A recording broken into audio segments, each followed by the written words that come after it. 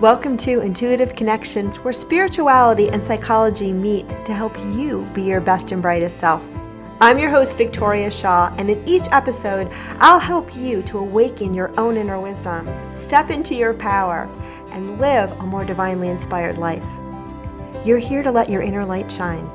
Are you ready? Let's do this. Hello and welcome to Intuitive Connection. Today I want to talk about how to deal with that voice in your head. And not the one of wisdom and guidance and the one that we often call our intuition. I love that voice. But the other one, the one that is giving that constant ticker tape of everything that's wrong with you, everything that's wrong with the world, that inner critic, that inner complainer, that voice that, if we're not careful, can take over and run our lives. But it doesn't have to. And, we all have it. There's not a person on this planet that doesn't have, I don't think, that little voice that is chatting all the time. And for some of us, it's so loud that we don't hear anything else. But for most of us, and for most of you that listen to this podcast or podcasts like it, right, we have a lot of awareness around that voice. There are many people that believe that voice is who they really are. And what that voice is, by the way, let me backtrack. That voice is your conditioned sense of self. That voice is everything that you've learned about the world, everything that you've learned about yourself, just chatting away in the background, trying to get your attention and convince you that that is who you are and that is how your life has to be. Eckhart Tolle might call that the ego. We're not going to go there today, or maybe we will. I don't know where this is going. I never do. You know that. But anyhow, today we're going to talk about it like the inner critic or the inner complainer, a voice in your head that is always trying to find fault with everything and get your attention to show you, right, everything that's wrong with you, with the world, yada, yada. It's often a voice of fear, a voice of scarcity, a voice of not enoughness. You're not enough. Life's not enough. This is not enough. That is not enough. And even talking about it, right, it makes my energy go a little bit meh. Yeah, it doesn't feel good. Now, a lot of times what happens is, first of all, stage one in dealing with that voice in our head is we think we're the voice in the head. We believe it. We believe it unconditionally. We don't know that it's not true. We just think that's who we are, and we believe it's truth, and we live 100% according to it, right? And we don't question it at all. We just are like, if the voice says I'm a loser, then the voice has got to be right. You're not a loser. You're amazing. You are amazing. I promise you that. I know this about you. Right. So stage one is we just believe it unconditionally. It's just what we think is the truth, and that is that. Stage two, and that's where I think many of our listeners are, is where you start to recognize, oh yeah, that's a voice in my head that comes from my conditioning. And it's not necessarily the truth, or it's not really the truth at all, right? It's just what I've come to believe about myself, about my world, about the world. And it's that constant ticker tape that's here to take me out of my own truest and purest self. And we start to become aware. And the awakening process, I believe, is about expanding our awareness so that if you think about that voice as a sound in a room, right? In a really small room, this voice of mine right now, or the inner voice in our head, is going to be really loud. But as we expand, right, as you go from a teensy, tiny little bathroom out into a giant stadium, right, that voice is not going to carry so loud. It'll still be there, but there's going to be so much space around it, it won't be so overwhelming. And so that process of awakening, we'll call it, that's a lofty word, but that's the only one I can think of right now, is around creating space around that voice so that it's not so significant anymore. And you start to recognize, by the way, that you are the space. You are the space. And so the more space that you bring in, the more that pesky little voice just falls away. It's not very important anymore. It can be there, you can pay attention to it, but it isn't going to drown out the stuff that really matters, the stuff that's really clear. It's not going to take over your life. Okay? And so that's the goal. So I guess there's just 2 steps. And the second one is just around creating more space. And the third step, they say, is where, you have so much space that the voice can be there, that you can honor it, that you can allow it, but it doesn't really play much of a role in your life anymore. Right? And again, there's really no end goal because we're always kind of dealing and being there. And again, the goal is to create more space, because that is when you bring more of your true self into this human experience. So the question then becomes, okay, how do we create space around that voice? Because for many of us, that voice gets really, really, really, really, really loud. And so we may need tools or strategies or ways to deal with her or him or it. I think this is an it, don't you think? So the first thing that comes through with dealing with the voice in the head is the awareness. And sometimes we're really, really, really clear and we hear it really loudly and we can say like, oh, there's that voice again, and we don't identify with it. And other times, we get swept up and we believe that's who we are, right? So an example would be, maybe you have a lot of conditioning about your body size, right? And you've been taught that anything above a certain weight or a certain size or any way your body's shaped, if you stray from that, you're wrong. Something's wrong with you. Nothing is wrong with you. That's your conditioning. But anyway, and so there's a voice in your head that's learned this and is now trying to protect you, because oftentimes that inner critic voice is actually trying to protect us. It's trying to protect us by beating us up, but whatever. It is. It's trying to get there first before the world can tell us we're flawed. True story. So the voice comes in and it says like, oh my God, like you can't wear those pants. You look so terrible. Take those pants off. And you just listen to it and you're like, yeah, I do look really terrible in these pants. I do like, oh my God, my hips are ginormous. I have to take these pants off. And, you take them off and you believe it wholeheartedly. Again, that's the first stage where we just believe it. And sometimes we don't even know we're believing it because it just happens so quick. You put the pants on, you're like, oh my God, I've gained 10 pounds. I look like crap. And you take the pants off. And look, if the pants aren't comfortable and you don't like how you look in them, you don't have to wear the pants. But there's nothing wrong with you. You're not flawed. You're beautiful. Right? And you don't have to believe that critical voice in your head. You can instead say to yourself, create a little more space and recognize, oh, wow, there's those thoughts again.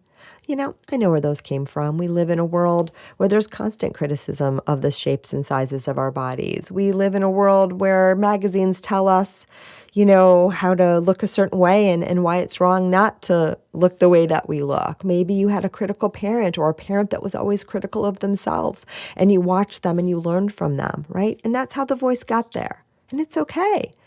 That voice is just here to protect you. Accept that in so doing, it's limiting you, especially if you believe that's who you are.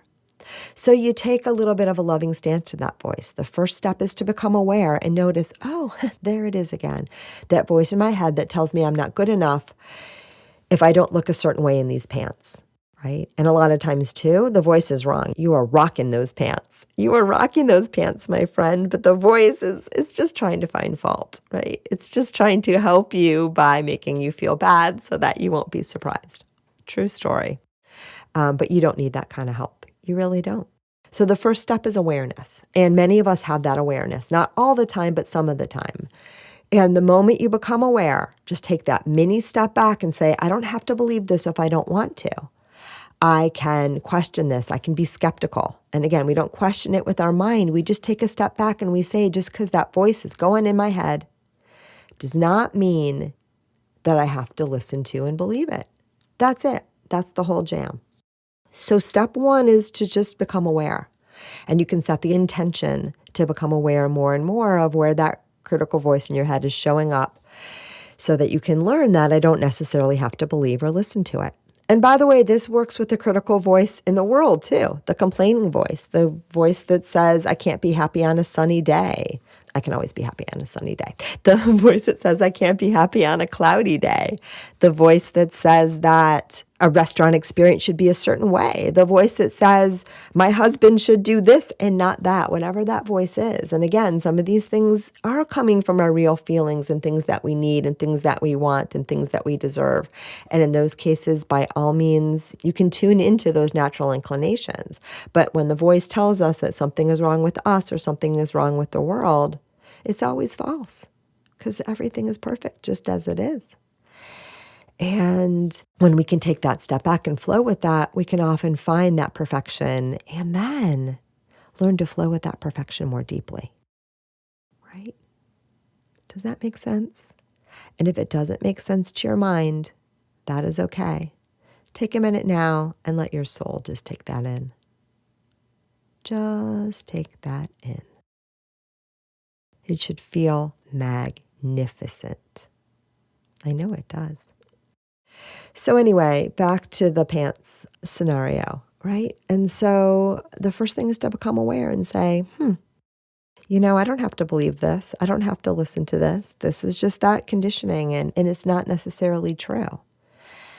And then you can start to take that step back and say, okay, what would I like to believe instead? What would I like to focus on instead? I'd like to believe I look amazing in these pants. I'd like to believe that it doesn't matter what I'm wearing, that people will love me no matter what my pants look like. Because again, we are powerful creators of our lives. And so what our limiting beliefs also do, not only do they tell us a false story about the world, but they also can attract things into our world that reinforce that story. So we keep living it again and again and again and again, right? And so if that belief is really unconscious, what often happens is you don't even know you have a belief that if I gain 5 pounds, I'll look weird in my pants and then people will comment. So you put the pants on and you notice, I don't really like how these look. And it's kind of, a semi-conscious thought. And you go out and someone says like, have you gained weight?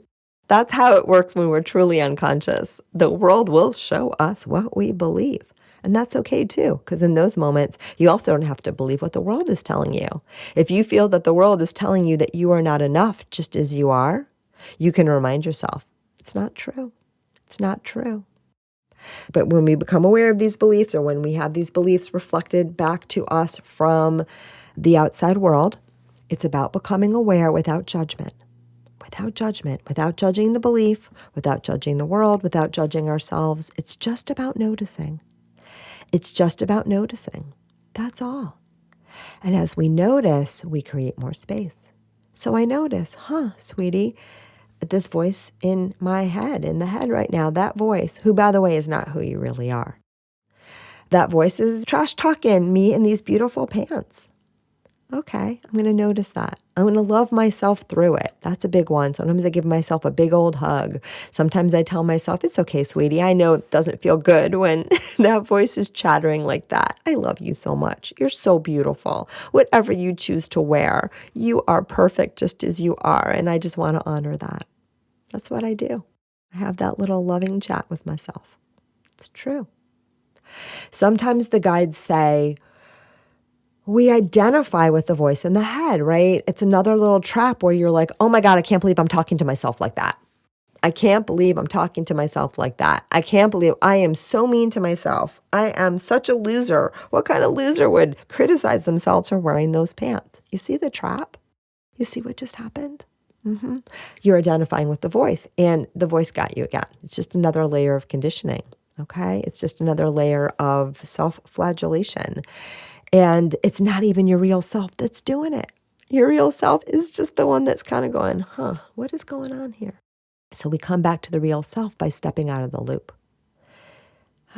We step out of the loop and we say, oh yeah, there's that voice in my head. It's not who I really am. It's just my conditioning, but it's beating me up again. And not only is it beating me up, and now it's trying to tell me that I'm the one who's beating me up. But why would I do that?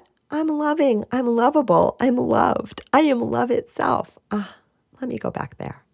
Let me go back there. You see? And then we do that.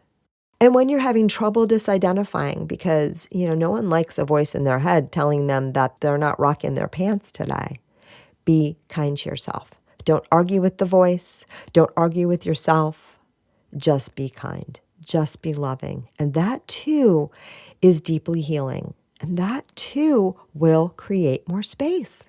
It will create more space for your own truth, your own light, your own divinity to shine through, right? That love is exactly what those hurting parts of yourself need to be freed from the bondage that they feel about beating you up. And it also helps you come back to vibe with who and what you really are, right? Which is, in fact, love itself. Are you with me? So practically speaking, step 1 is to notice. Step 2 is to take that step back where we can. And step 3, or it's part of step 2, I don't know. You can do the numbers however you like, is to love yourself. Love yourself, right? And love the part of your quote unquote self that's beating you up too if you can. But if you can't, that's fine, because it's not really who you are. So maybe step 3 is recognizing and reminding yourself that voice, anything that is not vibing of love, is not who and what I really am. It's not. It's just part of the illusion. And I can believe it if I want, but I don't have to. I don't have to. I'm safe to take that step back. It is true. Step 3 or 4 or 5 or 6 or 8, whatever your accounting takes you to, is to start to focus on what would you like to believe instead. And we don't do this with our mind. We do this with our spirit, with our soul, with our intuition. It's a simple redirect. And sometimes it doesn't have to be a direct correlation to the thing that you were thinking about. So, for example, sometimes I'm standing in the mirror and I'm like, I don't like the way I look in these pants. And the voice is telling me that, how dare you wear these pants and blah, blah, blah, blah, blah. And it starts to shame me. And I give myself that big hug and I say, Victoria, you're beautiful just as you are. And this is just your conditioning getting loud right now. And why wouldn't it, given all the experiences that you've had in your life? And it makes sense, but you don't have to believe it. Let me give you a big old hug. And then I might take off the pants because, I definitely don't want to wear them now. But I can bring myself back to how would I like to feel? Let me think about, how excited I am to go out tonight and how excited I am to share with these people and how loved I feel by these people, regardless of the pants I'm wearing, though I don't have to add that little bit at all, right? Maybe I'm going to think about a time that I really felt amazing in a beautiful flowing dress, and I'm going to put the dress on. And I'm not going to beat myself up saying I'm putting on the dress because now I'm afraid to wear pants, because the brain might tell you that. No, I'm just going to redirect my attention to how I'd like to feel instead. Right? And sometimes it's letting the whole pants thing go and saying like, wow, I'm looping right now. I'm going to love myself. I'm going to go spend 10 minutes drawing or sending myself love notes, or maybe it's a good time to go for a walk at the beach in whatever I want to wear. Whatever it is, we can redirect ourselves either with, changing our action, doing something different, even with just a slightly subtle thought, like remembering how much we love to be at the beach, or tuning into how much our puppy loves to give us kisses, no matter what pants we're wearing, right? So it's just gently focusing our attention to, as one of my teachers used to say years ago, something more interesting. Right? Something more interesting, something that grabs your attention in a more empowering and aligned way. And again, you don't have to figure it out. It's just shifting your attention away from the mental gunk, the noise, the conditioning, to something that feels a little bit lighter, a little bit freer, a little bit truer. Something that aligns more with your soul. And again, the guides want to emphasize it does not have to be in a direct correlation to the thing you're struggling with. And in fact, sometimes it's better if it's not. Because sometimes if you are like, I look great in these pants, I want to feel good in whatever pants I'm wearing, you're kind of arguing with the voice in your head. You're kind of playing on its terms by its rules. And you don't have to. But if you start to think about, I'm so excited about going to this event tonight because there's going to be so many people there that love me and it's going to be so much fun. Or you think about, oh, my puppy is so cute and it's so much fun to snuggle with him. See, you're really like changing the rules of the game. You're really taking ownership of what's going on in your space. And you're really saying to that voice, you can talk all you want, right? But I'm going to be the space right now. I'm going to be in the space and I'm going to be the one who's in control of that spotlight. That's your attention. That's going to say where I'm going to direct the light in my space, right? I'm going to put my attention there. And then you do. Sometimes the voice keeps coming back, and that is okay. If it's really loud, if you're back in the bathroom and it's screaming, screaming, screaming, the best way to create space is to love yourself.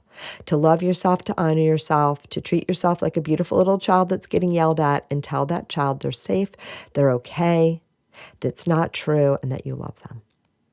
And you can always go back there. And then after you've done that, bring yourself back to what you would like to believe instead. Friends, you are not the voice in your head. It is not now, nor has it ever been who you are. You are the awareness. You are the space. You are the light in which the shadow falls. Okay? And I don't know if that makes exact sense, but that's how it comes through, right? You are the light, not the shadow. And the more we identify with the shadow, the more we become confused about who and what we really are. But remember, too, all of these things in the world are here for our illumination. They are here for our illumination, and that which blocks the light, that which casts the shadow, though it's not who you are, it's part of the human experience. So love it, honor it, allow it. Just don't get caught up in it. And if you do find yourself get caught up in it, give it all the light that you can muster. Love yourself through it, and know that you are divine. You are lovable, you are beautiful, and you are the light. All right, so that's all that wants to come through today. I am going to go off now and rock my day. It's actually really early here, and I just felt like sharing. I'm going to wear whatever pants I can find. Actually, today looks like it's going to be a short stay here, so no pants at all. I hope you too are rocking whatever you're wearing and whatever you're doing, and knowing again that you are blessed, that you are a blessing, and that you are God. You are just beautiful. All right, that is all I have for you today, and namaste. Thank you so much for joining us today. I hope that you found joy, strength, inspiration, and clarity from today's episode. If you'd like to learn more and connect with an amazing group of like-minded souls, please join us over on Facebook in the Intuitive Connection Community Facebook group, where we explore these topics in deeper detail, have additional live teachings, and host Facebook Lives with our amazing guests. I hope to see you there. And of course, if you want to learn more about me or the work that I do, please check out my webpage, victoriashawintuitive.com. Thank you so much again, and namaste.